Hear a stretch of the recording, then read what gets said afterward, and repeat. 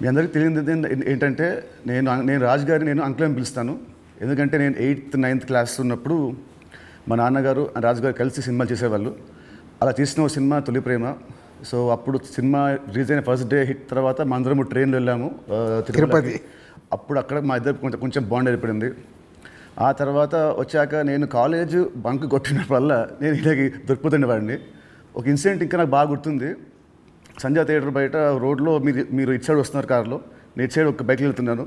సినిమాలో ఒక hero heroine చూసినట్టు లుక్స్, అంత బిజీ రోడ్లో ట్రాఫిక్లో మీరు నన్ను చూడడం నేను మిమ్మల్ని చూడడము చూసి నేను భయపడిపోయి మీకు కాల్ చేసి అంకుల్ ఇంట్లో చెప్పకుండా చెప్పడము, థ్యాంక్ యూ మీ ఇంట్లో చెప్పలేదు, మీరు చెప్పుంటే అప్పుడు నాకు పగిలిపోయి ఉండేది. సో అది మా ఇద్దరి మధ్య ఉండే బంధం. సో ఆ తర్వాత కలిసి నేను హీరో అయ్యాను, తను ప్రొడ్యూసర్ అయ్యాడు. అండ్ అంకుల్ ఫస్ట్ మీ ఇండస్ట్రీకి వచ్చింది నాకు గుర్తున్నంత వరకు మీరు హీరో అవుదాం వచ్చారంట, కరెక్టా కాదా? ఒక సినిమా స్టార్ట్ కూడా అయింది, మధ్యలో అయిపోయింది. ఇది కరెక్టా ఫాల్సా? కాదు, ఫాల్స్. పక్క ఫాల్స్. ఓకే, మీ ఫస్ట్ సినిమా దిల్. ఆ సినిమా స్టార్ట్ ఎలా అయిందంటే అప్పటికి ఆది ఇంకా రిలీజ్ అవ్వలేదు, జయం రిలీజ్ అవ్వలేదు. వినాయక్ గారిని మా నాన్నని హోటల్లో కూర్చోబెట్టి ఎప్పుడో సినిమా రిలీజ్ కంటే ముందే మీరు దాన్ని లాక్ చేశారు. అసలు మీ నమ్మకం ఏంటి, మీ ధైర్యం ఏంటి? రిలీజ్ కాకముందే అప్పటికి ఆది మూవీ రిలీజ్ అయింది, నీ జయం రిలీజ్ కాదు. అప్పటికి ఆది రిలీజ్ అయ్యి వినయ్ నేను బేగంపేట సైడ్ వెళ్తున్నాము, నీ జయం పోస్టర్స్ ఉన్నాయి. ఓకే. సో జయం పోస్టర్ చూసి అన్నాక ఎవరి కుర్రాడు భలే ఉన్నాడంటే మా సుధాకర్ రెడ్డి కొడుకు జయం సినిమాతో లాంచ్ అవుతుండే, భలే ఉన్నాడన్నా నీ సినిమా అయినతో చేద్దామా అన్నాడు. Why not? ఇమ్మీడియట్లీ నేను డాడీకి ఫోన్ చేసి ఆ మీటింగ్, నీ జయం రిలీజ్ కాకుండా ముందే మీటింగ్ చేసాము. సో దిల్తో మీ పేరు దిల్ రాజుగా అయింది. సో మీ ఫీలింగ్ ఏంటి? వినాయక్ గారు మేము మీకు ఇచ్చాం మా పేరు, లేదంటే మీ డబ్బులు పెట్టి మీరు మాకు హిట్ ఇచ్చారు కాబట్టి సొంత పేరు మీరు పెట్టుకున్నారా? అంటే జనాలు ఇచ్చారు అది. పోతే నీకు గుర్తుందో లేదో, ఆ దిల్ టైటిల్ మన దగ్గర లేకుంటే దిల్ పెడదామని నితిన్ అడిగినప్పుడు బూరుపల్లి శివరామకృష్ణ గారి దగ్గర ఆ టైటిల్ ఉంది. నేను వెళ్ళి అడిగి ఆ టైటిల్ తీసుకొచ్చాను, మాకు ఈ సినిమా బాగుంటుందండి అని. So thanks to Burupalli Sivaramakrishna గారు, ఆ టైటిల్ ఇవ్వడం వల్ల అది దిల్ రాజు అనేది బ్రాండ్ అయిపోయింది, ట్యాగ్ అయిపోయింది. సో ఇప్పుడు మీరు ఎస్విసితో పాటు లార్వేన్ ఏ company, Dil Raju productions, Dil Raju dreams, ఇలా మీ బయోపిక్కి తగ్గట్టు కంటెంట్ని బాగా గట్టిగా చేస్తున్నారు. So next Dil Raju directs అని చూడొచ్చా? లేదు. ఎందుకు? ప్రస్తుతానికి లేదు. సినిమా మీకు కెమెరా తెలుసు, మీకు నాలెడ్జ్ ఉంది, ఎడిటింగ్ తెలుసు, అన్నీ తెలుసు, మీకు ఎందుకు తీయట్లేదు? సో నాకు డైరెక్షన్ చెయ్యాలని ఎప్పుడు ఆలోచన రాలేదు. యాక్చువల్ వివి వినాయక్ ఆ బొమ్మరిల్ అయిన తర్వాత నాకు సజెస్ట్ చేశాడు, అన్న నువ్వు డైరెక్షన్ చేసేయగలుగుతావు, చెయ్యు అని. లేదు వినయ్ అని. లేదు నేను చెప్తున్నా కదా విను, వివి రాజేంద్ర ప్రసాద్ గారు లేక నువ్వు డైరెక్షన్ చేయగలుగుతావు, నువ్వు చెయ్యు అని. బట్ ఎప్పుడు ఆ సైడ్ నాకు డైరెక్షన్ చేయాలని ఆలోచన కలగలేదు. సో మీ బయోపిక్ తీసే ఇప్పుడు మీకు ఏమైనా ప్లాన్స్ ఉన్నాయా? ఎప్పుడన్నా ఆఫ్టర్ 5 years 10 years? నా బయోపిక్ నేను తీయలేను కదా, ఎవరైనా తీస్తారేమో. సరే, ఎవరు తీస్తే దాంట్లో అంత ఉంటుందా, ఆ కంటెంట్ ఉంటుందా? డెఫినెట్గా ఉంటుంది. అంటే ఇట్స్ బిగ్ జర్నీ కదా నాది. ఇప్పుడు ఫిలిం ఇండస్ట్రీకి 94 వచ్చాను. 94కి వచ్చిన తర్వాత ఇప్పుడు ఆల్మోస్ట్ 30 years ప్లస్. ఎన్నో అప్ అండ్ డౌన్ చూశాను, ఎన్నో అన్నీ చూసుకుంటూ వచ్చాను. సో బయోపిక్ చేస్తే దానికి ఏ హీరో అయితే బాగుంటుంది? బట్ నాకు బాగా ఫేస్ మ్యాచ్ అయ్యేది నువ్వు ఒకటే. చాలా మంది అంటారు నితిన్ మీ బ్రదర్ అని. సో రాజుగారి బయోపిక్లో హీరోగా నేనే, ఇది ఫిక్స్ అయిపోయింది. ఇప్పుడు ఇవాళే ఈయన ప్రొడక్షన్ డైరెక్షన్ చూద్దాము, నేను హీరోని. సో ఇందాక మీరు చెప్పారు కదా అప్స్ అండ్ డౌన్స్ అన్నారు కాబట్టి ఆ క్వశ్చన్ అడుగుతాను. ఇండస్ట్రీ చాలా చూస్తే తెలుసు నాకు, బట్ మేజర్గా నాకు గుర్తుండి నేను ఇండస్ట్రీ వచ్చినప్పటి నుంచి మొన్న సంక్రాంతికి ఒక సినిమా మీ ఫైనాన్షియల్గా చాలా లాస్ అయింది. నెక్స్ట్ సినిమా ఇమ్మీడియట్ 3 days గ్యాప్లో అది మళ్ళీ అది వెళ్ళిపోయింది. ఈ మధ్యలో ఈ 3 రోజుల్లో మీ థాట్ ఏంటి? నెక్స్ట్ సినిమా కూడా అది కూడా పోతే అప్పుడు పరిస్థితి ఏంటి? మీ మైండ్లో రన్ అయిన మీ ఫీలింగ్ ఏంటి? లేదు అంటే నాకు ఇప్పుడు 10th సినిమా రిలీజ్ అయినప్పుడు నాకు అర్థమవుతుంది ఫైనాన్షియల్గా ఇది డ్యామేజ్ జరగబోతుంది. సో అటు డిస్ట్రిబ్యూటర్స్ అందరు కూడా లోలో ఉన్నారు. పోతే 14th రిలీజ్ అవుతున్న సినిమా షూర్ షాట్గా సూపర్ హిట్ అని చాలా గట్టి నమ్మకంతో ఉన్నాను. అంటే 90% నీకు తెలుసు, నేను ఎడిటింగ్ రూమ్లో చూసినప్పుడే నాకు చెప్పగలుగుతాను సినిమా వర్క్ అవుతుంది అవ్వట్లేదు. అట్లా సంక్రాంతికి వస్తున్నాం అనే సినిమా మీద ఐఎమ్ ఫుల్ కాన్ఫిడెంట్గా ఉన్నాను. సో ఆ 3 days అదే ఎనర్జీతో ఉన్నాను. ఎస్, నో ప్రాబ్లం, ఒకటి వస్తుంది, ఇది ఎంత డ్యామేజ్ అవుతుంది, అది ఎంత రికవర్ చేస్తారో నంబర్స్ తెలియదు, బట్ అది మ్యాజిక్ అనేది ఇట్స్ ఎ మిరాకిల్. బట్ ఆ పీరియడ్లో యూఆర్ కాన్ఫిడెంట్ మళ్ళీ ఇది అయిపోయింది మళ్ళీ నేను అంటే ఒక సినిమా రిలీజ్ ముందు నాకు మేబీ నా 6th సెన్స్ కావచ్చు, చూస్తున్న కంటెంట్ వల్ల కావచ్చు, చెప్పగలుగుతాను 90% మిస్ అవ్వను. సో దిల్ చేయడం వల్ల మీరు దిల్ రాజు అయ్యారు. బట్ నా దృష్టిలో మీరు బిల్ రాజు. ఎందుకు చెప్తాను. యాక్చువల్లీ చాలామంది ఆడియన్స్ కూడా చెప్పాలి ఇది. మామూలు చూస్తాం లాస్ట్ గత 1 year నుంచి మీ మీద వచ్చే నెగటివ్ ట్రోల్స్ కానీ ఇవన్నీ ఏవో వస్తుంటాయి కదా మామూలు ఆర్టికల్స్ అవి. 2005లో నేను సినిమా వేసాను, రామ్ సినిమా. అది రిలీజ్కి ఫైనాన్షియల్గా మేము చాలా అప్పుడు రిలీజ్కి మేము కొంచెం ఇబ్బందులు ఉండే. అండ్ అప్పుడు మాకు టర్మ్స్ అంతా బాగాలేవు, మా టర్మ్స్ మనకు. అయినా మీరు వచ్చి ఆ రోజు నైట్ ఒక పెద్ద అమౌంట్కి మీరు సైన్ చేశారు. సో టర్మ్స్ బాగాలేనప్పుడే మీరు హెల్ప్ చేశారు. ఇలాంటివి మీరు చాలామంది హీరోస్కి, చాలా ప్రొడ్యూసర్స్కి, డైరెక్టర్స్కి మీరు చాలా హెల్ప్ చేస్తారు. ఇది నాకు తెలుసు. సో ఈ మధ్య వచ్చి మీరు ఒక సినిమా బొక్కేస్తారంటే అది నాకు I want clear to audience that ప్రతి సినిమా చిన్న పెద్ద లేకుండా అందరు హెల్ప్ చేసేవాడు మీరు. అండ్ దీంట్లో చాలా డబ్బులు మీకు చాలామంది మీకు వెనక్కి మీకు ఇచ్చారు లేరు కూడా నాకు తెలియదు. బట్ ఈ హెల్ప్ చేసిన ఇంతమంది మీరు కష్టాల్లో ఉన్నప్పుడు వీళ్ళు కూడా మీకు తిరిగి హెల్ప్ చేస్తారని అనుకుంటున్నారా? అంటే బేసిక్గా నా లైఫ్ స్టార్ట్ అయింది ఎక్కడ అంటే నితిన్, నా కాస్ట్యూమ్ కృష్ణ గారికి నేను చాలా స్టోరీలో చెప్పాను. అరుంధతి అనే సినిమా 36 lakhs కొంటే 2 lakhs నేను రిలీజ్ రోజు కట్టలేదు. తర్వాత తీసుకెళ్ళి ఆయన ఫోన్లు ఎత్తకుంటే కూడా నేను పట్టుకొని వెళ్ళి 2 lakhs ఇచ్చి వచ్చాను. తర్వాత వారు నాకు పిలిచి పెళ్లి పందిరి చేసే వరకు వదిలిపెట్టలేదు.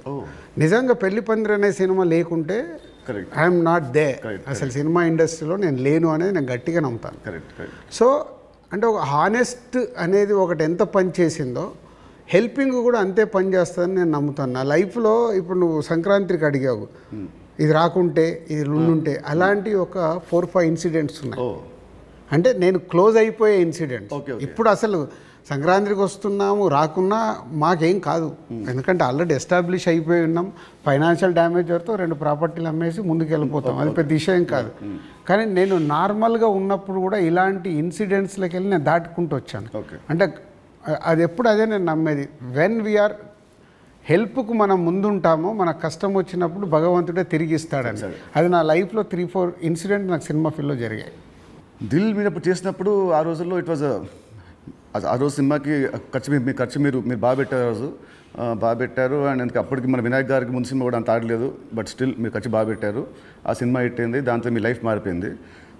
ఇప్పుడు తమ్ముడు సినిమాకు ఒక రిఫరెన్స్ లేకుండా కూడా మీరు ఈ సినిమాని ఇంత ఖర్చు పెట్టారు.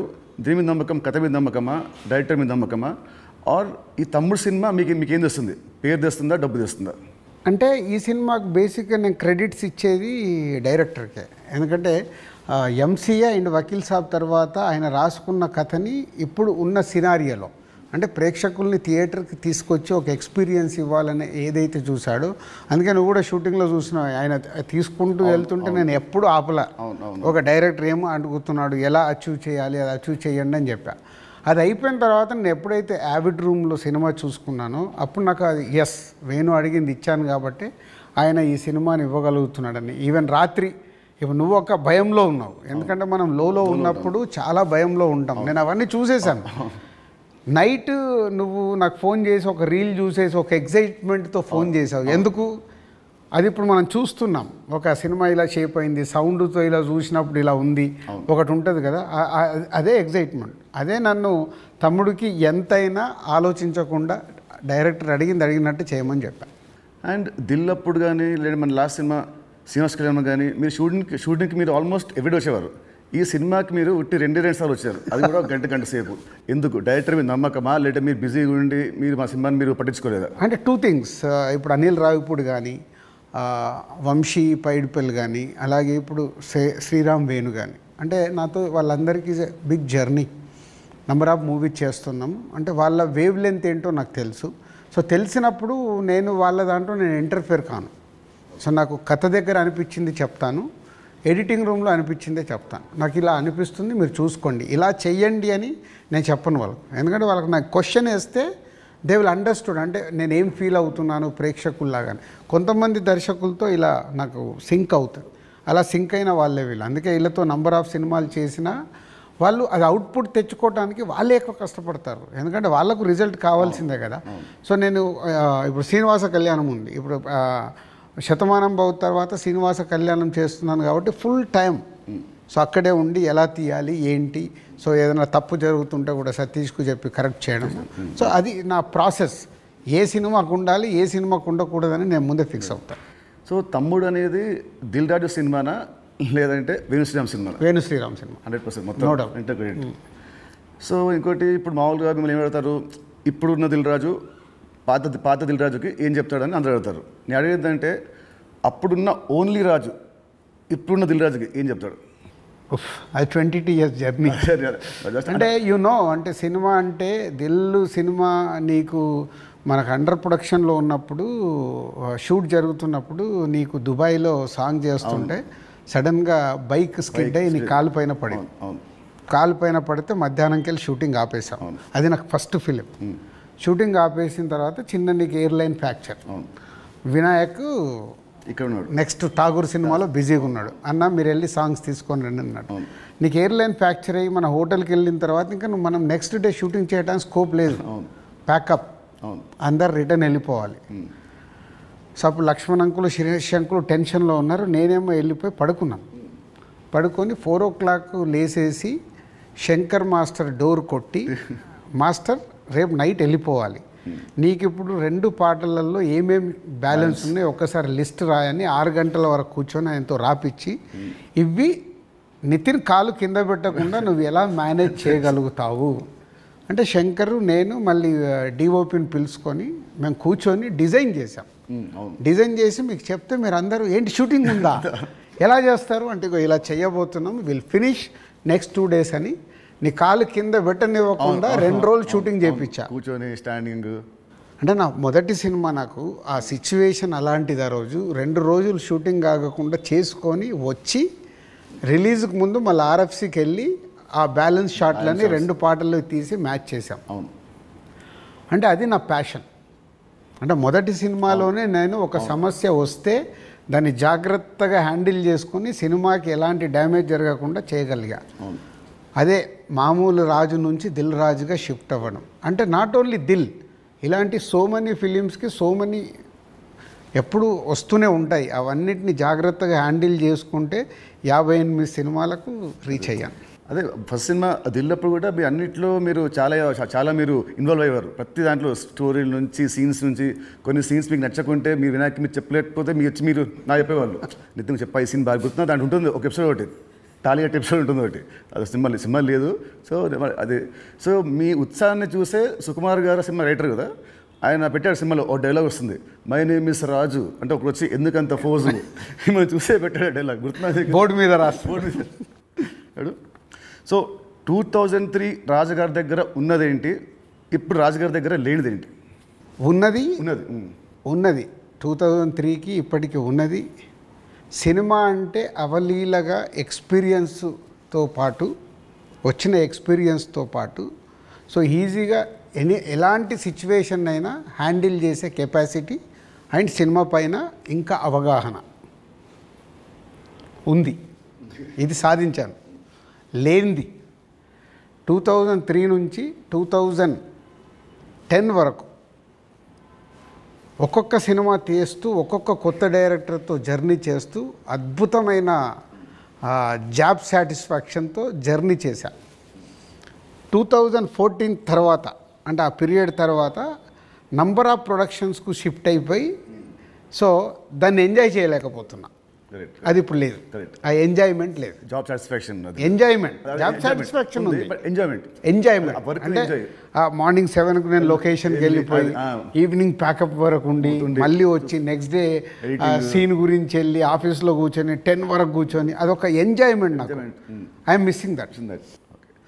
ఇప్పుడు ఆడియన్స్ సినిమా థియేటర్కి చెప్తారు మామూలు, ఇప్పుడు ఆడియన్స్ ఇప్పుడు ఎక్కువ రావట్లేదు, అది ప్రొడ్యూసర్గా ఏం చేయాలో మీరు చెప్తున్నారు. ఫర్ అ చేంజ్ మీరు హీరో అయితే హీరోగా మీరు ఆడియన్స్ థియేటర్ రావడానికి మీరు ఏం చేస్తారు? ప్రొడ్యూసర్గా చెప్తున్న దిల్ రాజు చెప్తున్న అన్ని పాయింట్స్ని నేను నితిన్ ప్లేస్లో ఉంటే నేను ముందడిగేసి అరే ఇవన్నీ ముందు మొదలు పెడదామని మొదలు పెడతాను. సరే, దిల్కి అండ్ తమ్ముడికి ఈ మధ్యలో మీరు నా ఏమంటారు నా పర్ఫార్మెన్సా నాలో చూసిన చేంజ్ ఏంటి, మార్పు ఏంటి, ప్లస్ అండ్ మైనస్? ప్లస్లు చాలా నువ్వు అప్పటికి ఇప్పటికీ ఏంది న్యాచురల్గా ఒక 22-23 ఇయర్స్ నువ్వు యాజ్ యాక్టర్గా ఇక్కడ వరకు జర్నీ చేసావు. అంటే నాకంటే సీనియర్ నువ్వు యాక్చువల్ 1 ఇయర్ సీనియర్. నేను 2003లో ప్రొడ్యూసర్ని అయ్యా, నువ్వు 2002లోనే హీరో అయ్యావు. అంటే నాకంటే 1 ఇయర్ సీనియర్. సో నీకున్నది ఆ ఎక్స్పీరియన్స్ వచ్చింది ప్లస్. సో ఆ ఎక్స్పీరియన్స్తో నేను ఎలా హ్యాండిల్ చేస్తున్నానో థింగ్స్ని హ్యాండిల్ చేయగల కెపాసిటీ వచ్చింది, మేనేజ్ చేయగలిగే కెపాసిటీ లేనిది. అంటే 23 సంవత్సరాలలో నువ్వు అంటే ఇప్పుడు ఒక దిల్ రాజుగా నేను నీకంటే జూనియర్ని 1 ఇయర్ని సాధించుకుంటూ ఒక టాప్లోకి వచ్చా. నితిన్ని నేను అలా ఊహించా. నేను దిల్ సినిమా చేస్తున్నప్పుడు, ఆర్య సినిమా చేస్తున్నప్పుడు బన్నీని, దిల్ సినిమా చేస్తున్నప్పుడు నిన్ను, అంటే వీళ్ళు నాకు ఫ్యూచర్ స్టార్స్ అని ఊహించా. కానీ నువ్వు ఆ మార్క్ అచీవ్ చేయలేకపోయావు, నువ్వు కోల్పోయింది అదే అనేది నా ఫీలింగ్. ఇప్పుడు తమ్ముడితో నాకు మళ్ళీ వస్తుందనుకుంటారా ఆ పూర్వ వైభవం? తమ్ముడితో సక్సెస్ఫుల్ హీరోగా వస్తావు, కానీ ఇది సరిపోదు. ఎల్లమ్మతో కొట్టాలి. సో దిల్కి సీక్వెల్ చేసే ప్లాన్ ఏమైనా ఉందా? ఎందుకంటే అదొక మంచి బ్రాండ్ వాల్యూ. మళ్ళీ వినాయక్ గారితో నాతోని దిల్ పార్ట్ 2 అంటే అప్పుడు ఫాదర్ క్యారెక్టర్ నువ్వు వేయాలి, కొడుకు క్యారెక్టర్ నువ్వు వేయాలి. ఉంది కదా, ఇలాగ సినిమాలో ఉంది కదా, ఇచ్చాం కదా మనం లీడ్. కరెక్ట్, సినిమాలో మనకు లీడ్ ఉంది, మన సినిమా లీడ్ ఉంటుంది. అది వేసుకొని లాస్ట్ సీన్ అదే ఉంటుంది, ప్రకాష్ రాజ్ గారిది ఫోటో మీదకి వెళ్ళి రివీల్ చేస్తే అలా చేయాలి. అప్పుడు 1 word ఆన్సర్స్ కావాలి. 1 word or 2 words మీ ఇష్టం. 1-2 words ఆన్సర్స్. మీకు చెప్తాను కొన్ని పేరు వినగానే మీకు వచ్చే ఫస్ట్ మీ థాట్స్. పవన్ కళ్యాణ్ గారు is my star. Mahesh Babu గారు. మహేష్ గారు మా ఇద్దరికి ఒక తెలువని అండర్లింక్ ఉంటుంది. ప్రభాస్ గారు ఈజ్ మై డార్లింగ్. ఎన్టీఆర్ గారు. మై నాన్న. నాన్న అని పిలుస్తాను నేను. ఓ అదేంటి అది ఇంకేంటి? అది అప్పుడు తారక్తో డిస్ట్రిబ్యూటర్గా ఉన్నప్పుడు క్లోజ్నెస్ ఉండి బృందావనం చేస్తున్నప్పుడు అప్పటికి కొడాలి నానిగారు వీళ్ళందరూ తారక్తో ఉండేవాళ్ళు. వాళ్ళందరూ నాన్న అని పిలిస్తే నాకు అది ముద్దుగా అనిపించేది. అంటే నాకు ఈ అవకాశం ఉంది కదా అని అప్పటి నుంచి నేను కంటిన్యూ. తారక్ నన్ను అన్న అంటాడు, నేను నాన్న అంటాడు. బాగుంది. Charan garu. His megastar son. So ఒక సినిమా అంటే ప్యాషన్గా మెగాస్టార్ సన్ అయినా ఎదుగుతూ వచ్చిన is a star hero. Allu Arjun garu. Bunny is my brother. Next Sirish Reddy garu. Sirish అందరికీ తెలిసింది మై బ్రదర్. పోతే మా ఇద్దరికి సినిమా దాంట్లో ఎప్పుడు ఒక కాన్ఫ్లిక్ట్లో ఉంటాం. అవునా? ఓకే. అంటే ఆలోచన విధానంలో కాన్ఫ్లిక్ట్గా మాట్లాడుతుంటాం, బట్ కన్క్లూడ్ చేస్తాం, రిజల్ట్ ఉంటుంది మాకు. About Venu Sriram. Venu is my boy. Thammudu సినిమాని 3 ముక్కలో చెప్పాలంటే Thammudu, what is Thammudu for you? Nithin నాకు తమ్ముడు, వేణు నా తమ్ముడు. తమ్ముడు సినిమా మీకు పేరు తెస్తుందా, మీకు డబ్బు తెస్తుందా? ఫస్ట్ పేరు తెస్తుంది, తర్వాత నేను పెట్టిన డబ్బు తెస్తుంది, ఇంకా అద్భుతాలు జరిగితే లాభాలు తెస్తుంది. సో July 4th సినిమా వస్తుంది తమ్ముడు. సో ఆడియన్స్కి మీరేం చెప్తారు? ఎస్, అన్ని ఇంటర్వ్యూలలో చెప్తున్నట్టే. సో ఈ సినిమా, ప్రతి సినిమా అందరికీ ఇంపార్టెంటే.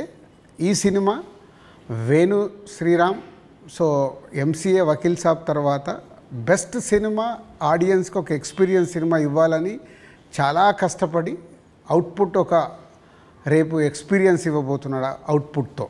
సో అది నో డౌట్. సో దిల్ రాజుగా నాకు సంక్రాంతికి వస్తున్నాం ఒక బ్లాక్ బస్టర్ అయితే, దాని తర్వాత మా బ్యానర్ నుంచి వస్తున్న వెంకటేశ్వర క్రియేషన్ నుంచి వస్తున్న ఒక మంచి సినిమాతో దిల్ రాజు మీ ముందుకు తీసుకొస్తున్నాడు ఈ సినిమాని. ఇది నాకు సక్సెస్తో పాటు ఒక ఎనర్జీని ఇస్తుంది. బట్ నితిన్కి ఇది సక్సెస్ చాలా అవసరం. సో ప్రాపర్గా సినిమాని మీకు నచ్చే విధంగా రెడీ చేసి మీకు తీసుకొస్తున్నాం. July 4th మీరు థియేటర్కి రండి, ఫ్యామిలీస్తో వచ్చి మీరు ఎంజాయ్ చేస్తారు సినిమా, అది నా ప్రామిస్. ఎంజాయ్ చేసిన సినిమాని బయటికి వెళ్ళిన తర్వాత మీరే చెప్తారు ఒక వావ్, అంటే నితిన్కి ఒక కొత్త సినిమా, కొత్త అప్రోచ్. ట్రైలర్ కంటే ముందు తమ్ముడు వేరు, ట్రైలర్ వచ్చిన తర్వాత నితిన్తో ఇలా తీశారు ఆ సినిమా అన్నారు. అది ఫస్ట్ పాయింట్. అలాగే తమ్ముడు అని టైటిల్ పెట్టుకొని ఏ సర్టిఫికేట్ తీసుకున్న దిల్ రాజు. సో ఇది సెకండ్ పాయింట్. అంటే థియేటర్ ఎక్స్పీరియన్స్ కోసం కాంప్రమైజ్ అవ్వకుండా ఏ సర్టిఫికేట్ కూడా తీసుకున్నాము. యూఏ సెన్సార్ వాళ్ళు కొంచెం లెంత్ తగ్గించుకొని యూఏ తీసుకోండి అన్న కానీ ఏ సర్టిఫికేట్ తీసుకోవడానికి థియేటర్లో ఎక్స్పీరియన్స్ మిస్ అవ్వకూడదు. ఏదైతే డైరెక్టర్ అనుకున్నాడో, నితిన్ ద్వారా ఏదైతే మీకు అందివ్వాలనుకున్నాడో, నితిన్ చుట్టూ ఒక 5 ఉమెన్ని పెట్టి ఒక కాన్సెప్ట్ ఫిలింగా 80% ఆఫ్ ద ఫిలిం మీకు ఫారెస్ట్లో ఉంటుంది. ఇది 24 అవర్స్లో జరిగే కథ. ఒక ఎక్స్పీరియన్స్ మట్టుకు డెఫినెట్గా ఈ సినిమాతో పొందుతారు. Please come and watch in theatres from July 4th. తమ్ముడు సినిమా ఉంది. తమ్ముడు సినిమా రిలీజ్ కాకముందే మీరు నాకు ఎల్లమ్మ అనే ఒక కథ వినిపించారు. మామూలు ఇండస్ట్రీలో ఉంటుంది, ఈ సినిమా హిట్ అయితే నెక్స్ట్ సినిమా చేస్తాము అని ఉంటుంది. మీకు ఏంటి మళ్ళీ మీ మైండ్ సెట్ ఈ సినిమా రిజల్ట్తో సంబంధం లేకుండా నాతో నెక్స్ట్ సినిమా చేస్తున్నారు, ఇమీడియట్ సినిమా? సేమ్ నాకు సుబ్రహ్మణ్యం ఫర్ సేల్ జరుగుతుంది తేజుతో. అనిల్ రావిపూడి పటాస్ రిలీజ్ అయింది. పిలిచి అనిల్ సినిమా చేస్తా అన్నప్పుడు సుబ్రహ్మణ్యం ఫర్ సేల్లో ఒక సాంగ్ చూపించి ఈ హీరోతో సినిమా చేద్దామని చెప్పా. అప్పటికే పిల్ల నువ్వు లేని జీవితం చేశాం గీత వాళ్ళతో కలిపి. సో సుబ్రహ్మణ్యం ఫర్ సేల్ సినిమా హిట్ అవ్వబోతుందని నాకు అర్థమైంది. నాకు అర్థమై వైనాట్ అంటే పటాస్ పెద్ద హిట్ అయింది. సుబ్రహ్మణ్యం ఫర్ సేల్ హిట్ అయినప్పుడు వాళ్ళిద్దరు కలిస్తే సుప్రీం అయింది. ఓకే. సో ఇది అలాగే తమ్ముడుతో నితిన్కి మళ్ళీ సక్సెస్ వస్తుంది. బలగంతో ఆల్రెడీ వేణు సక్సెస్ కొట్టాడు. వీళ్ళిద్దరు కలిస్తే ఎల్లమ్మ అద్భుతంగా ఉంటుందని నా విజన్. ఓకే, మీ విజన్ మనస్ఫూర్తిగా అవ్వాలని కోరుకుంటున్నాను. Thank you uncle. Thank you so much. Thank you.